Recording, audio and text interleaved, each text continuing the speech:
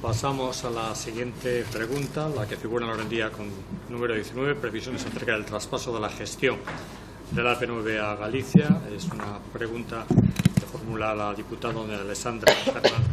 Tiene la palabra. Gracias, señor presidente.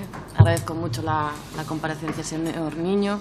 Ayer conocíamos ya el veto definitivo a la iniciativa de transferencia del AP9 por parte de la Mesa del Congreso, una iniciativa que fue aprobada por unanimidad en el Parlamento gallego y que acaba de ser vetada por una minoría en el Congreso, una minoría compuesta por Partido Popular y Ciudadanos, o que es lo mismo, están intentando acallar la voz de todo un pueblo a base de mecanismos antidemocráticos como son los vetos. Parece que el Partido Popular está intentando sobrevivir a la falta de una mayoría absoluta mediante vetos. Y lo que debería ser una excepción, y no lo decimos nosotros, que lo dicen los letrados de la Cámara, que esto debería ser una excepción, pues vemos cómo están permanentemente abusando de esta argucia, ¿no?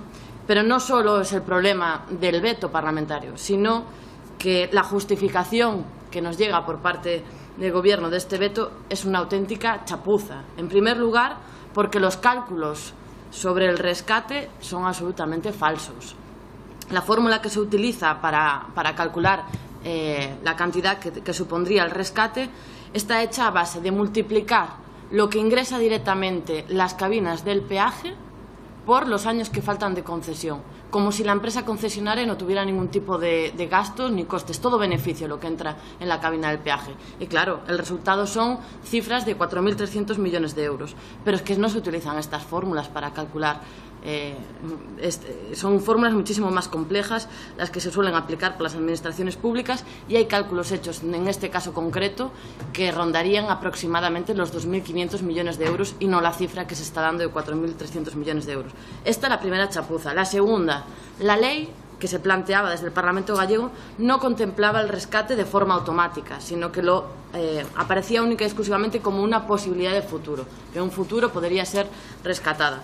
Por lo tanto, lo que contesta el Gobierno de que afectaría a los presupuestos actuales es falso. En tercer lugar, se presenta una segunda ley por parte del Parlamento gallego después del primer veto, donde se elimina el rescate y se trae aquí única y exclusivamente la transferencia.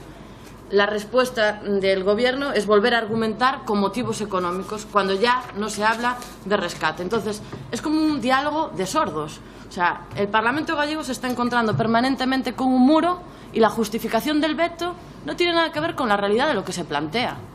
Entonces, aquí yo creo que hay que empezar por que nos responda, bajando la realidad de lo que se está planteando aquí, con qué argumentos se está vetando esta ley. Y en tercer lugar, bueno, aparte de que se está utilizando mecanismos antidemocráticos, de que no hay forma de diálogo, que está todo hecho de una forma chapucera, aún por encima es que tiene un tufo recentralizador todo esto tremendo, ¿no? El propio ministro, cuando vino a Galicia, dijo que no podía permitir la transferencia porque si no se rompía España, así tal cual. Entonces, claro, precisamente cuando en materia de infraestructuras necesitamos más políticas de descentralización, más políticas más cercanas a las diferentes realidades territoriales, nosotros necesitamos más soberanía para adaptar las infraestructuras a una realidad territorial, la nuestra, la gallega, absolutamente diferenciada de la del conjunto del Estado, nos encontramos que lo que plantea el ministro es más recentralización. Y, de hecho, el veto del Partido Popular a que Galicia sea más soberana sobre el AP9 hace que, en vez de poder convertir esta infraestructura en una arteria que vertebrase toda la fachada atlántica sin discriminación de renta, porque hay gente que no puede utilizar esta autopista por los peajes salvajes que tiene, pues en vez de ser esto, el PP está convirtiéndolo en una vena más del Estado para succionar las rentas a las mayorías sociales gallegas. Y hablamos de soberanía porque la soberanía también se concreta en este derecho de las personas y de los pueblos a planificar, a gestionar y a decidir las relaciones socioespaciales que necesitan, y no lo que ustedes están planteando, que es recentralizar para poder expoliar, seguir expoliando mucho más fácilmente. Por eso le pregunto, ¿ustedes van a seguir cargándose la capacidad del Parlamento gallego a traer propuestas a esta Cámara? Y yo me alegro también de poder preguntarle a usted, porque Feijóo en este partido parece que no pinta nada. En vez de estar representando la unanimidad del Parlamento gallego, viniendo aquí a defender lo que está defendiendo todo el Parlamento gallego se esconde detrás de un ministro que dice que es que si no se rompe España. Entonces yo le voy a preguntar si es que van a seguir vetando hasta que el Partido Popular tenga mayoría absoluta otra vez, si ese es el juego. Y una pregunta más. ¿Usted sabe por qué hay unanimidad en Galicia sobre esto? Porque todo el mundo en Galicia sabe que es un auténtico escándalo, que una autopista que ya estaba amortizada, en la época de Aznar, se volviera a regalar a una concesionaria, metiéndonos de nuevo en una hipoteca para seguir expoliándonos. Por eso el Partido Popular no se atreve ni en Galicia a decir que está en contra de esto. Por eso hay unanimidad. Por eso yo no le pregunto ya como diputada de En Marea, sino que le conteste a todos los ciudadanos gallegos y gallegas por qué tenemos que seguir pagando por algo que ya es nuestro. Muchas gracias, señora Fernández. Tiene la palabra el señor Niño. Muchas gracias, presidente, señoría, señora Fernández. Voy a dividir mi intervención en dos partes. Una primera, el por qué desde el Ministerio de Fomento consideramos que esta autopista tiene que permanecer, que supongo que habrá leído cuáles son los argumentos, dentro de lo que nosotros denominamos la red de interés general del Estado.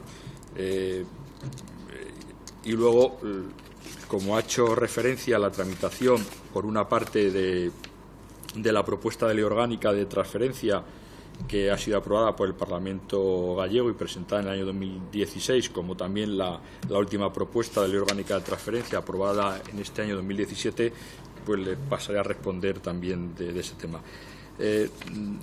La autopista AP9 vertebra el eje atlántico y si tenemos en cuenta la definición que de la red de interés general del Estado hace la ley de carreteras, pues cumple con los requisitos para que estén dentro esta autopista en la red de interés general del Estado, ya que enlaza los principales centros económicos de Galicia.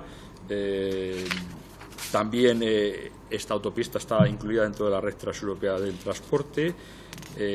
También supone la continuidad para el tráfico de largo recorrido, conecta a los principales núcleos gallegos, da continuidad a Portugal, también conecta los principales puertos de la red de interés general del Estado en Galicia, también sirve de conexión con los 3 aeropuertos. En definitiva, cumple el artículo 4 de la Ley de Carreteras para estar integrada en un itinerario de la red de interés general del Estado. Y por ello, el Ministerio de Fomento no puede promover o plantear el cambio de titularidad de esta infraestructura, como se han manifestado de manera reiterada. Con respecto a las propuestas de la Ley Orgánica de transferencia que se planteó por una parte en el año 2016 y que contemplaba la obligación por parte del Estado para hacerse cargo de los costes que supusiese un rescate de esta autopista, convirtiendo la AP9 en una autovía libre de peaje, pues hombre, yo no sé los cálculos que habrá hecho su señoría y yo le invitamos a conocer con detalle cuál es el porqué, la valoración que hacemos desde el Ministerio de los 4.300 millones, pero es la cifra que sale y le garantizo que es una cifra que está estimado según unos criterios razonables, hablando desde el punto de vista de la contabilidad, no la contabilidad doméstica, sino la contabilidad real. En cuanto a la segunda, que es la propuesta de ley orgánica de transferencia, que también ha sido aprobada por el Parlamento gallego en el año 2017, pues hombre, implicaba que la Administración General del Estado se tendría que hacer cargo de las compensaciones que actualmente están vigentes en la sociedad concesionaria por las obras que se están desarrollando, que como conoce su señoría, actualmente hay obras, la ampliación del puente de Rande, la ampliación del número de carriles Santiago Norte y Santiago Sur, que también se le daba una determinada valoración. Creo que esas son las razones, no las comparte, como ha dicho, pero bueno, esas son las razones y que he tenido o tengo interés en que quede claro en esta comisión. Sí, también quiero destacar algo que es muy importante. Ha hecho referencia a que los gallegos y otros que utilizan la autopista y que no son gallegos pues tienen que pagar un elevado peaje, que estaba amortizada la infraestructura, etcétera, etcétera. Bueno, no comparto que esté amortizada la infraestructura, pero sí quiero indicaros, señoría, que hay un abanico de subvenciones importantes que suponen unas aportaciones relevantes desde los presupuestos generales del Estado, pues para que se haga el transporte sin pagar peaje, pues en determinados itinerarios, desde Vigo al puente, a la zona del Morrazo, entre Pontevedra y Vigo, Santiago Norte, Santiago Sur, es decir, que ya el usuario disfruta de unas compensaciones que suponen una cantidad relevante de los presupuestos generales del Estado. Y finalmente, algo que yo sí querría poner en valor, y es el diálogo que mantenemos de manera fluida con la Xunta de Galicia, gracias a la creación de una comisión en la que estamos trabajando de manera leal y que hemos conseguido llegar a acuerdos importantes, y que en todo caso nosotros informamos a la Xunta de cuál es el desarrollo de las obras y ellos nos informan también todas sus pretensiones. En definitiva, lamento que no comparta la posición del Ministerio de Fomento, pero sí tenía yo interés en dar una explicación, creo, lo suficientemente precisa de la forma de actuar por parte del Ministerio de Fomento. Gracias. Muchas gracias, señor Niño. Bueno, Le doy un minuto. Vale. Uno de los argumentos que se esgrimía con el tema de no poder transferir esta autopista es que era transfronteriza, se habló alguna vez en alguno de los informes. Pero esto mismo que me están dando de argumentos, en Cataluña y en Euskadi pudieron ser transferidas. ¿Qué pasa? ¿Que los gallegos somos menos? No sé si esa es la valoración, si los gallegos somos menos a la hora de transferir competencias que vascos y catalanes, y, por ejemplo, si también los gallegos somos menos que los madrileños, que en Madrid sí que se pueden rescatar autopistas y en Galicia no. Entonces, si aquí hay ciudadanos de primera y de segunda, después me parece muy bien lo de las subvenciones, está bien, pero tampoco nos engaña, las subvenciones las pagamos nosotros igualmente, con dinero público. Lo que queremos es dejar de pagar con dinero público a una concesionaria. Y para eso necesitamos empezar a gestionarla, recuperarla para lo público y poner una autopista gratuita. No vale con poner parches que pagamos nosotros mismos.